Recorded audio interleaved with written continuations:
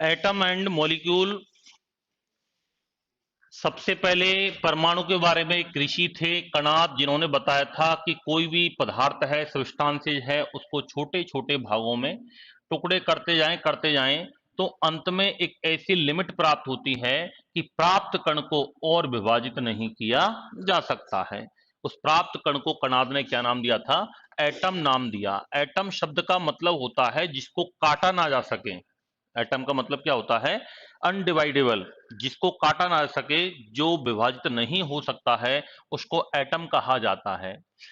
फिर बाद में एटम के बारे में सबसे पहले वैज्ञानिक रूप से जॉन डाल्टन ने बताया था। और डाल्टन का परमाणु सिद्धांत, एटॉमिक थ्योरी क्या कहती है? इन्होंने पहला पॉइंट दिया था कि परमाणु या एटम किसी पदार्थ का वह सूक्ष्मतम कण है, वह छोटे से छोटा कण है जिसे और विभाजित नहीं किया जा सकता है। दूसरा बताया था कि परमाणुओं से मिलकर बनते हैं अणु, और अणुओं से मिलते हैं पदार्थ, और पदार्थ जो होते हैं वो तत्व, एलिमेंट, कंपाउंड और मिक्सचर के रूप में पाए जाते हैं। यानी इन्होंने बताया चाहे कोई तत्व हो, यौगिक हो, मिश्रण हो, प्रत्येक पदार्थ का निर्माण किससे मिलकर हुआ है? एटम से मिलकर के हुआ है।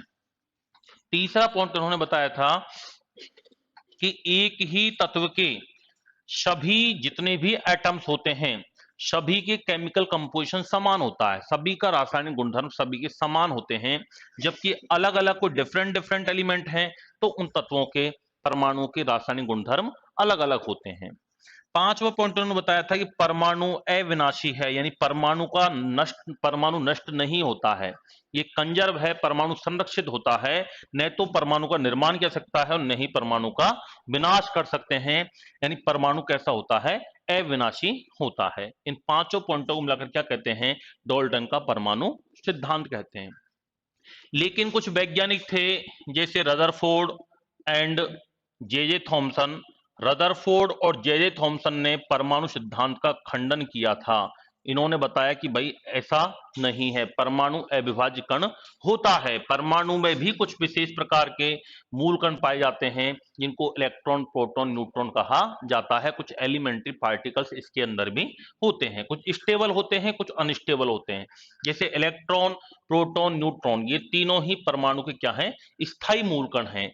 न्यूट्रॉन जो होता है, यदि स्वतंत्र अवस्था में है, फ्री स्टेज में है, तो न्यूट्रॉन याद रखना अस्थायी होता है। लेकिन जब ये न्यूक्लियस में पाया जाता है, प्रोटॉन के साथ पाया जाता है, तो ये कैसा रहता है?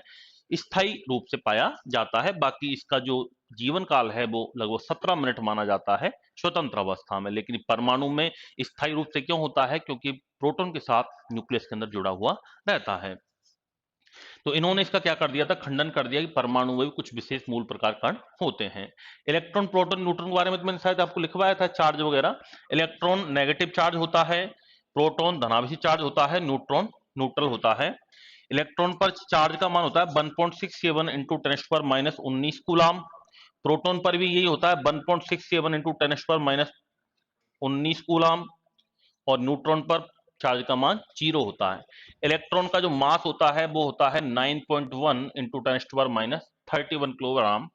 और प्रोटॉन का होता है 1.672 इंटू 10⁻27 किलोग्राम। एंड न्यूट्रॉन का होता है 1.674 इंटू 10⁻27 किलोग्राम। सबसे भारी कौन होता है? न्यूट्रॉन होता है मास में। कौन होता है? न्यूट्रॉन होता है, क्योंकि यहाँ 1.672 है और यहाँ क्या है? 4 है। बहुत मामूली सा इसमें अंतर होता है। फिर दूसरा मॉडल दिया था, जे जे थॉमसन ने दिया था। इलेक्ट्रॉन की खोज तो की थी जे जे थॉमसन ने, प्रोटॉन की खोज की थी गोल्डस्टीन ने, और न्यूट्रॉन की खोज की थी जेम्स चैडविक ने। किसने की थी? जेम्स चैडविक ने।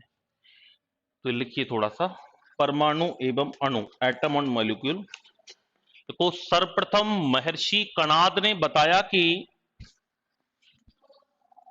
सर्वप्रथम महर्षि कणाद ने बताया कि यदि किसी पदार्थ को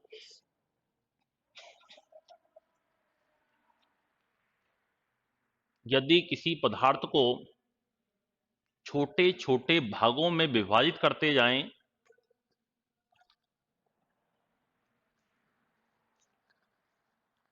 छोटे छोटे भागों में विभाजित करते जाएं,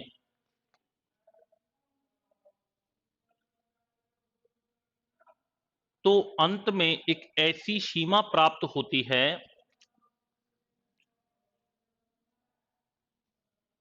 तो अंत में एक ऐसी सीमा प्राप्त होती है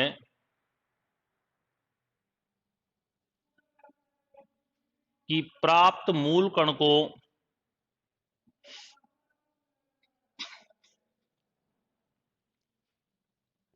और विभाजित नहीं किया जा सकता है।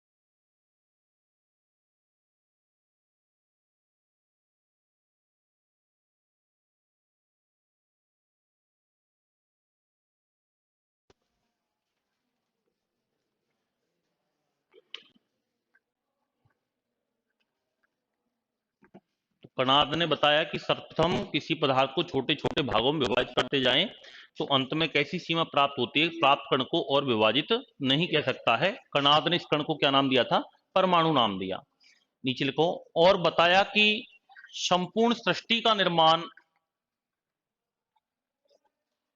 परमाणु से मिलकर हुआ है।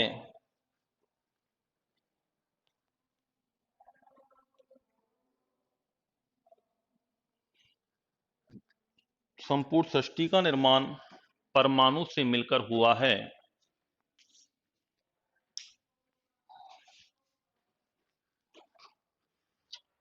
नीचे हेडिंग डालना, परमाणु से संबंधित सिद्धांत एवं मॉडल।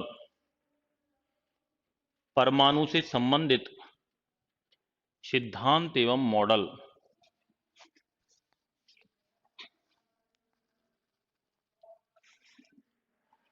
सबसे पहला फर्स्ट लिखना, डाल्टन का परमाणु सिद्धांत, atomic theory of John Dalton.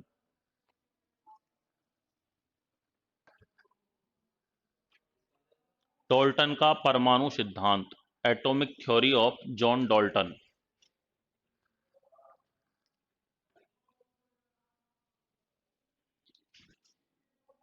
लिखना, इस थ्योरी के अनुसार, फर्स्ट पॉइंट लिखना, इस सिद्धांत के अनुसार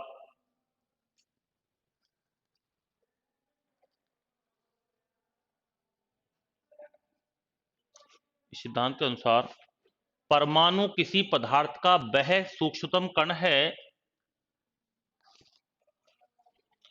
परमाणु किसी पदार्थ का वह सूक्ष्मतम कण है, वह सूक्ष्म कण है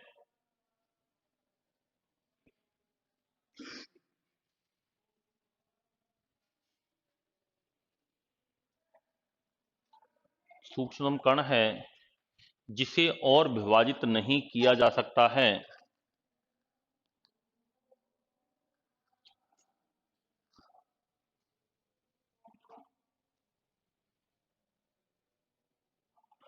जिसे और विभाजित नहीं किया जा सकता है।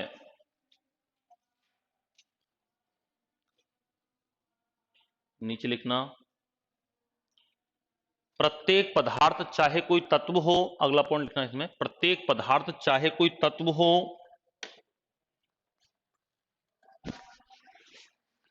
यौगिक हो, यौगिक हो या मिश्रण हो, या मिश्रण हो,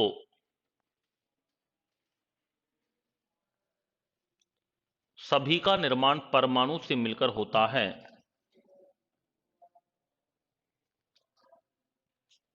सभी का निर्माण परमाणु से मिलकर होता है। अपन पहले एलिमेंट की डेफिनेशन तो लिख चुके हैं शायद। थर्ड पॉइंट लिखना,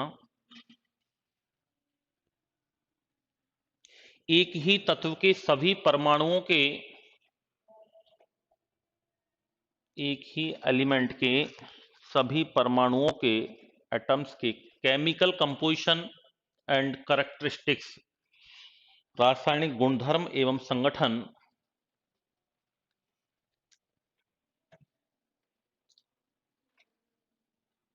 रासायनिक गुणधर्म एवं संगठन एंड कैरेक्टरिस्टिक्स समान होते हैं,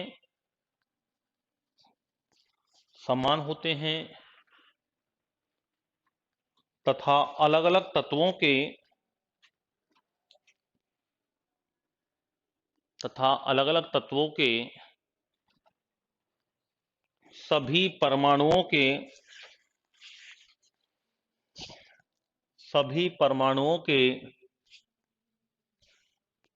रासायनिक गुणधर्म अलग अलग होते हैं।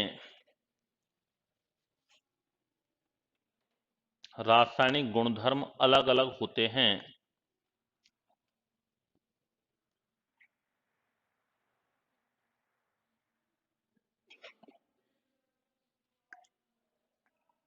नेक्स्ट पॉइंट लिखना, परमाणु अविनाशी है।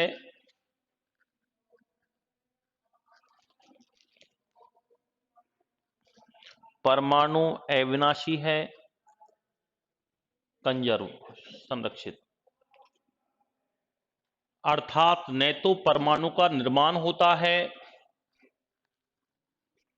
अर्थात न तो परमाणु का निर्माण होता है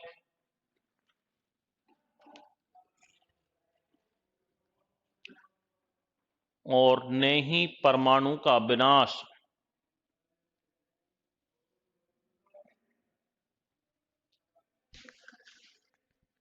न ही परमाणु का विनाश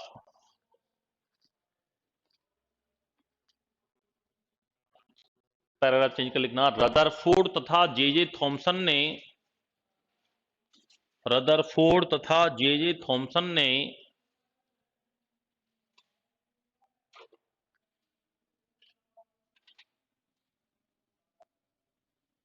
रदरफोर्ड तथा जे थॉमसन ने डाल्टन के परमाणु सिद्धांत का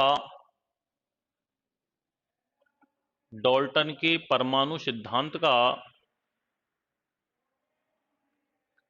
खंडन किया था खंडन किया था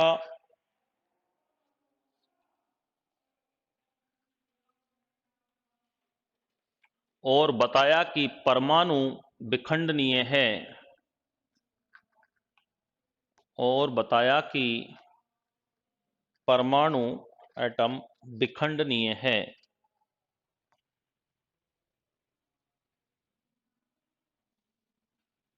अर्थात इसमें इलेक्ट्रॉन प्रोटॉन न्यूट्रॉन अर्थात इसमें इलेक्ट्रॉन प्रोटॉन न्यूट्रॉन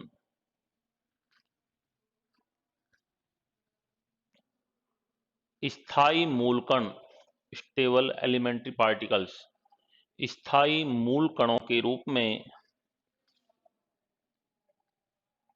स्थायी मूल कणों के रूप में उपस्थित होते हैं।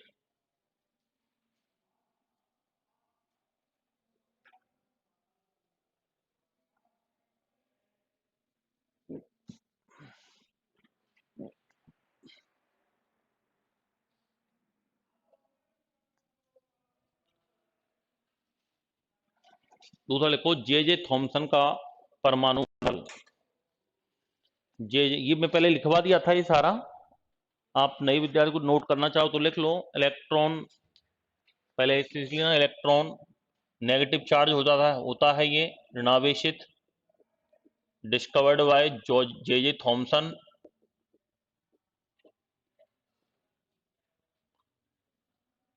इस पर चार्ज की वैल्यू होती है 1.67 इंटू 10⁻19 कूलाम। और इसका मास की बात करें, द्रव्यमान की, तो इसका होता है 9.1 इंटू 10⁻31 किलोग्राम।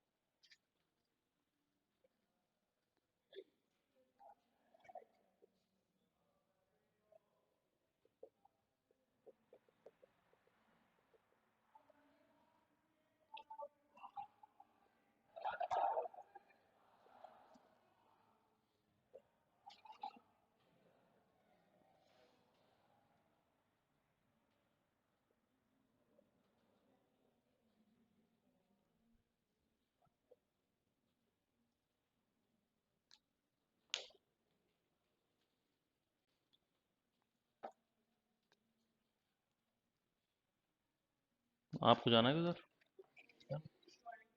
हैं?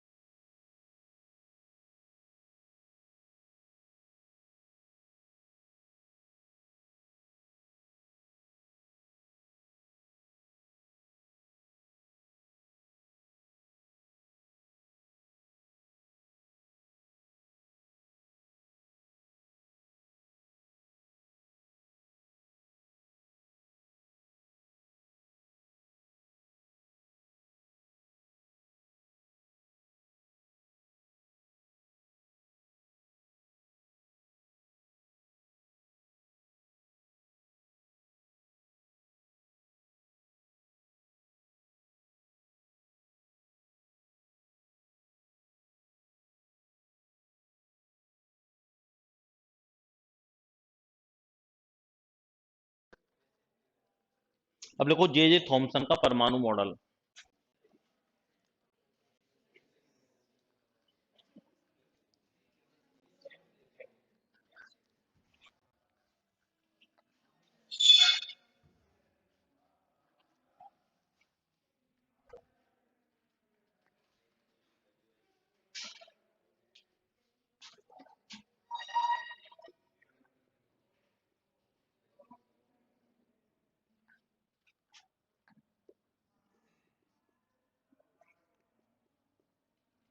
जे थॉमसन ने भी परमाणु की कंडीशन जानने के लिए एक मॉडल दिया था, जिसको जे थॉमसन का परमाणु मॉडल कहते हैं। इन्होंने क्या बताया था कि परमाणु एक धनावेशित पॉजिटिव चार्ज एक गोला होता है, ठीक है। इसमें पॉजिटिव चार्ज होता है, इस प्रकार धनावेश पाया जाता है, प्रोटॉन उपस्थित होते हैं इसके अंदर, पूरा एक धनावेशित गोला है। और इसमें बीच बीच में क्या पाए जाते हैं? इलेक्ट्रॉन पाए जाते हैं। क्या पाए जाते हैं? इलेक्ट्रॉन। इसको क्रिसमस केक मॉडल के नाम से जाना जाता है। आपने लड्डू खाया कभी? लड्डू में काली मिर्ची लगी होती है। इन्होंने इस मॉडल की तुलना लड्डू से की है, या तरबूज से की है, या क्रिसमस केक मॉडल से की है, या एक मिठाई आती है प्लम पुडिंग, ये आपने नहीं खाई होगी। खाई है क्या? प्लम पुडिंग एक मिठाई आती है, प्लम पुडिंग मॉडल कहते हैं इसको। जिस प्रकार तरबूज में बीज धसे हुए रहते हैं, लड्डू में काली मिर्ची लगी रहती है अंदर, ठीक है, या इलायची लगी रहती है, या प्लम पुडिंग में, पुडिंग नामक मिठाई में ड्राई फ्रूट्स लगे रहते हैं, उसी प्रकार से परमाणु एक पूरा एक धनावेशित गोला है, पॉजिटिव चार्ज एक गोला है पूरा, और उसके अंदर बीच बीच में क्या उपस्थित होते हैं? इलेक्ट्रॉन। जिस प्रकार तरबूज में बीज पाए जाते हैं, उसी प्रकार से इसमें क्या होते हैं? इलेक्ट्रॉन होते हैं। इसको plum pudding model, Christmas cake model, या इसकी तुलना किससे की है? लड्डू से भी की है। इसको इस मॉडल के नाम से जाना जाता है। और इन्होंने बताया था कि इलेक्ट्रॉन और प्रोटॉन दोनों पर ही चार्ज का मान क्या होता है? सेम होता है, बराबर होता है। इसलिए एटम इलेक्ट्रिकली न्यूट्रल होता है, परमाणु वैद्युतीय रूप से क्या होता है? उदासीन होता है। ये दोनों पॉइंट किसने दिए थे? जे थॉमसन ने। देखो, इस मॉडल को Christmas cake model,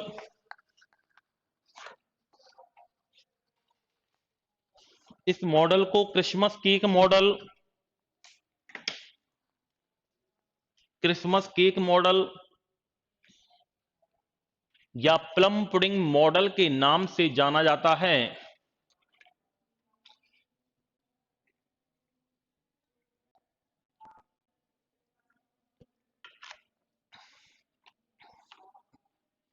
plum pudding model के नाम से जाना जाता है।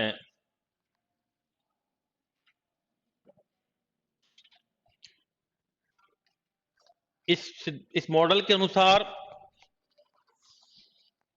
इस मॉडल के अनुसार एटम एक धनावेशित गोला है, परमाणु एक धनावेशित गोला है, पॉजिटिव चार्ज स्फीयर धनावेशित गोला है,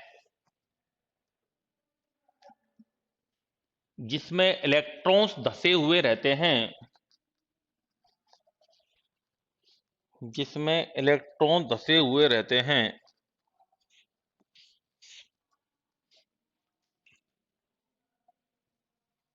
नेक्स्ट पॉइंट लिखना, इलेक्ट्रॉन तथा प्रोटॉन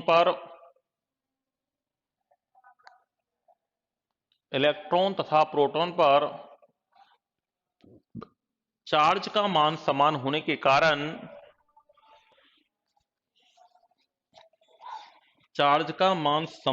के कारण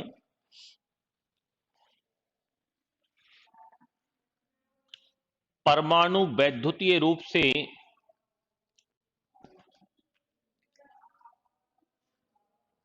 उदासीन होता है। परमाणु वैद्युतीय रूप से उदासीन होता है।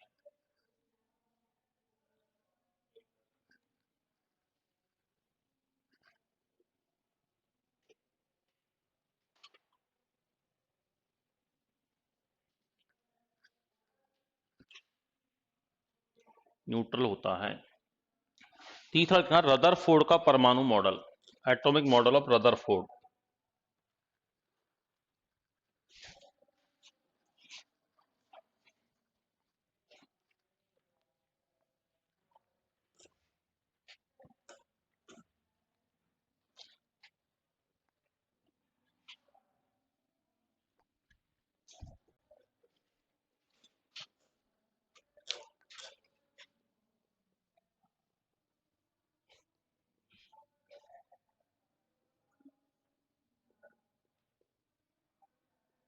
रदरफोर्ड का परमाणु मॉडल।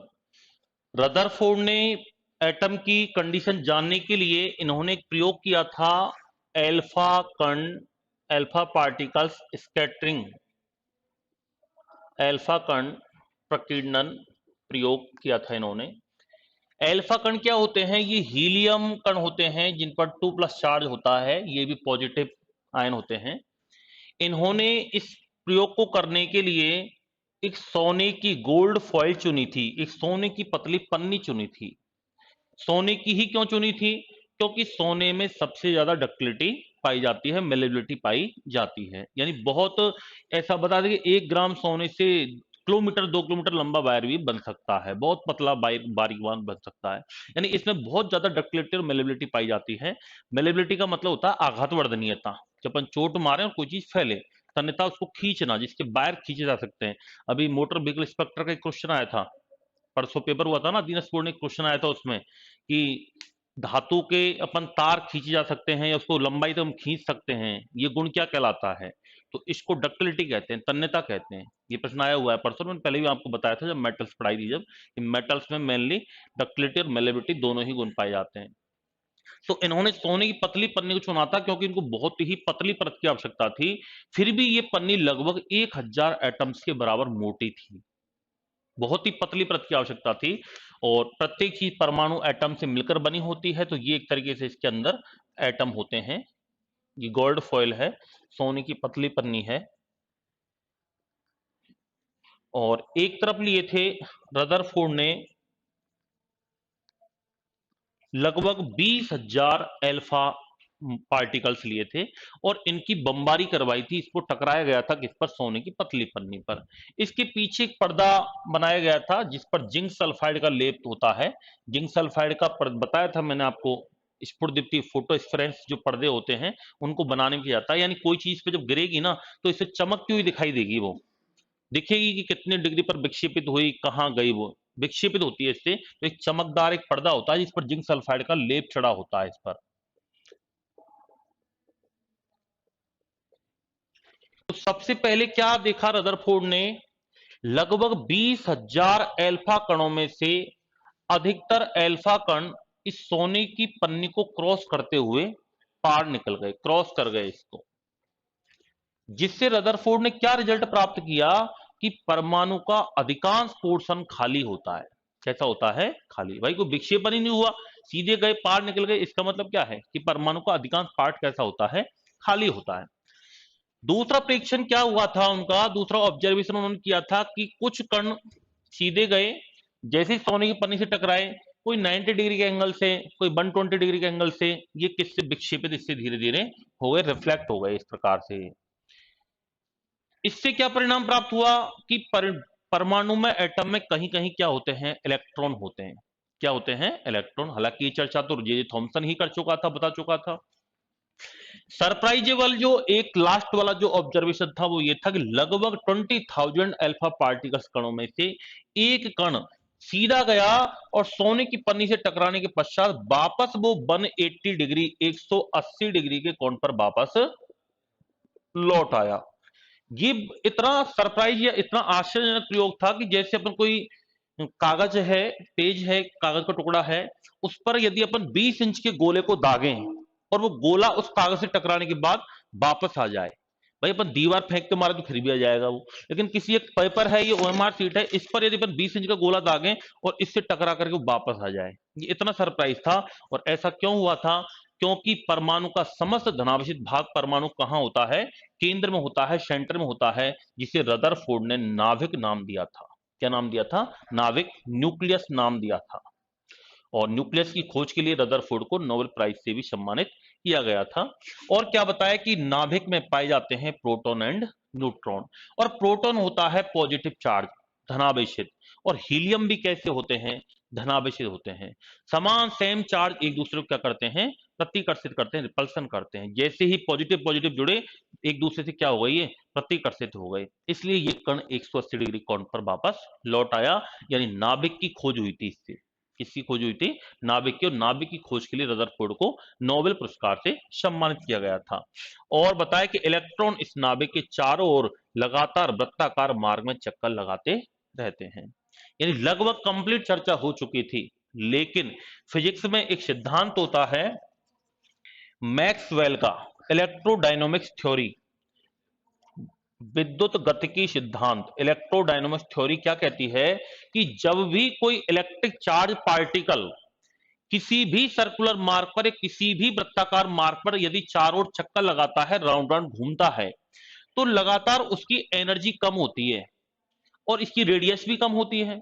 और एनर्जी कम होने का मतलब है कि धीरे धीरे इसकी रेडियस क्या होती जाएगी? कम होती जाएगी। और कम होने का मतलब है कि एक स्थिति ऐसी आएगी कि ये इलेक्ट्रॉन कहां गिर जाएगा? न्यूक्लियस में गिर जाएगा। और इलेक्ट्रॉन का न्यूक्लियस में गिरने का अर्थ होता है परमाणु का विनाश, इस सृष्टि का अंत, दुनिया खत्म। लेकिन ऐसा नहीं होता है, क्योंकि परमाणु एक स्थायी तंत्र है। अब ऐसा क्यों नहीं होता है? इसका कारण रदरफोर्ड नहीं दे सके। इसका कारण दिया था नील्स बोहर ने। किसने दिया था? नील्स बोहर वैज्ञानिक ने दिया था। और नील्स बोहर ने क्या बताया था कि जब भी कोई इलेक्ट्रिक चार्ज पार्टिकल्स किसी भी वृत्ताकार मार्ग के चारों ओर चक्कर लगाता है और यदि वह इलेक्ट्रोमैग्नेटिक वेव्स उत्सर्जित नहीं करता है, विद्युत चुंबकीय विकिरण उत्सर्जित नहीं करता है, तो उसकी ऊर्जा की हानि नहीं होती है। और यहां मेनली सेंट्रीफ्यूगल फोर्स के कारण बैलेंस रहता है। ये बताया था मैंने, सेंट्रीपिटल एंड सेंट्रीफ्यूगल, जो अभिकेंद्रीय अपकेंद्रीय दोनों एक साथ लगते हैं। तो इलेक्ट्रॉन नाभिक के चारों चक्कर जो लगाता है ना, इसमें अभिकेंद्रीय लगता है, लेकिन उसको बैलेंस बनाने के लिए सेंट्रीफ्यूगल फोर्स भी लगता है। तो सेंट्रीपिटल सेंट्रीफ्यूगल दोनों फोर्स लगते हैं। इस कारण ये इलेक्ट्रॉन नाभिक के चारों लगातार चक्कर लगाता रहता है। अर्थात परमाणु स्थायी तंत्र है, स्टेबल सिस्टम होता है। कभी भी ऐसा नहीं होता है कि इलेक्ट्रॉन नाभिक में गिर जाएगा।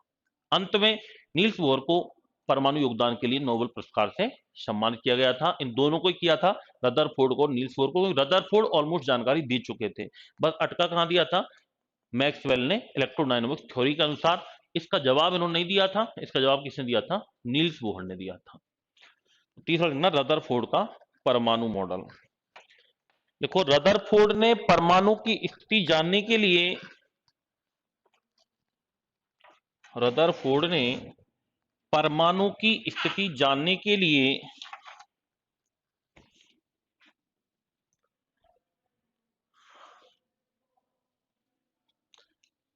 एल्फा कण प्रकीर्णन प्रयोग किया।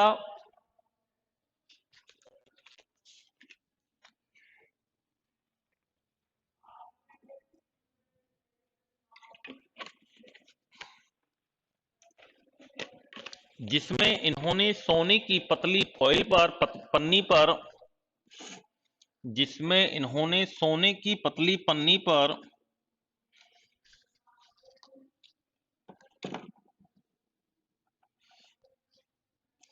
एल्फा कणों की बमबारी करवाई।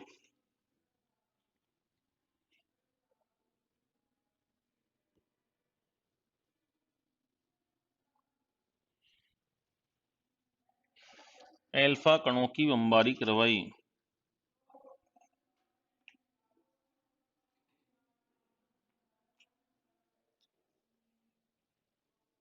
नीचे लिखो, इन्होंने सोने की पतली पन्नी को इसलिए चुना था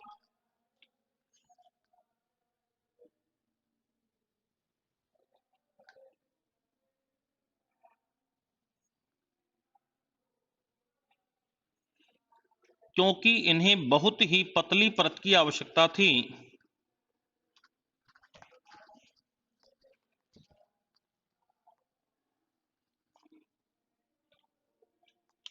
क्योंकि इन्हें बहुत ही पतली परत की आवश्यकता थी।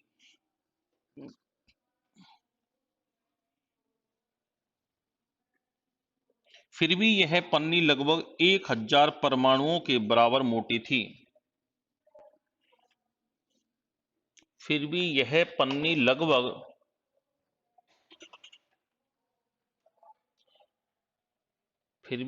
पन्नी लगभग 1000 परमाणुओं के बराबर मोटी थी।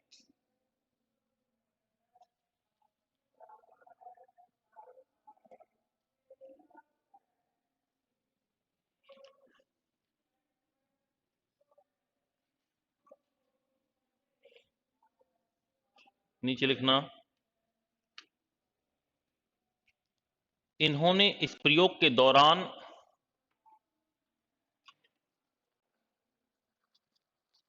निम्न ऑब्जर्वेशंस एंड रिजल्ट्स प्राप्त किए। प्रेक्षण एवं परिणाम प्राप्त किए।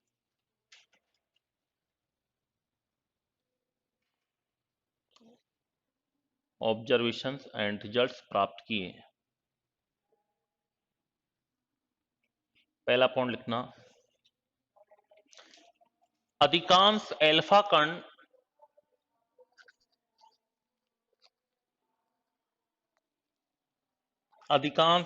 कण इस सोने की पन्नी को भेदते हुए पार निकल गए। इस सोने की पन्नी को भेदते हुए पार निकल गए, क्रॉस कर गए, जिससे यह रिजल्ट प्राप्त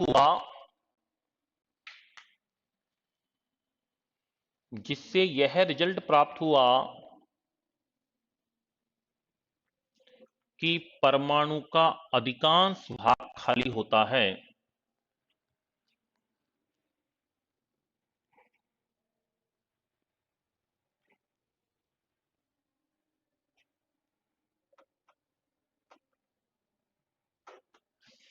कि परमाणु का अधिकांश भाग खाली होता है।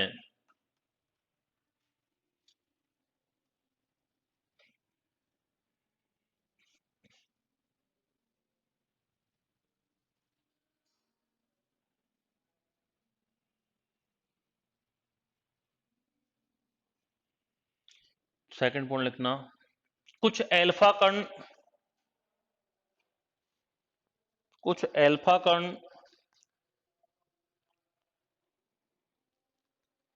सोने की पन्नी से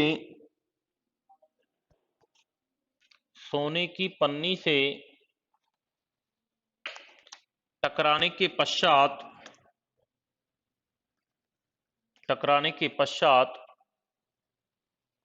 बहुत कम कोण से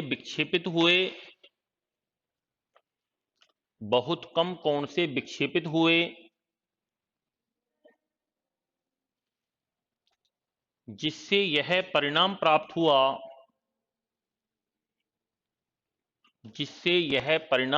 हुआ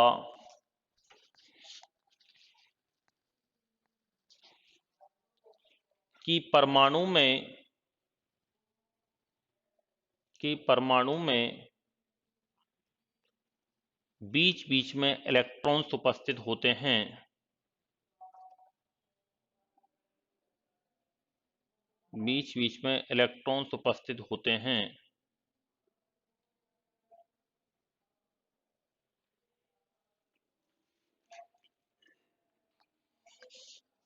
अगला पॉइंट लिखना,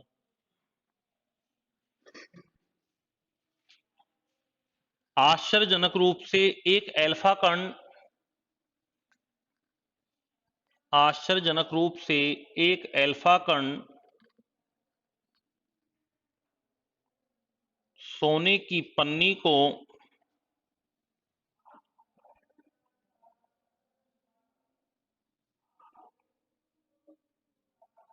सोने की पन्नी को सोने की पन्नी से टकराने के पश्चात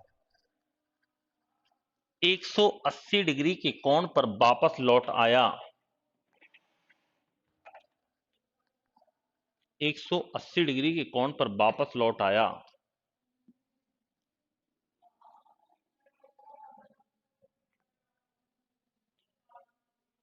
जिससे रिजल्ट प्राप्त हुआ कि परमाणु का समस्त धनावेशित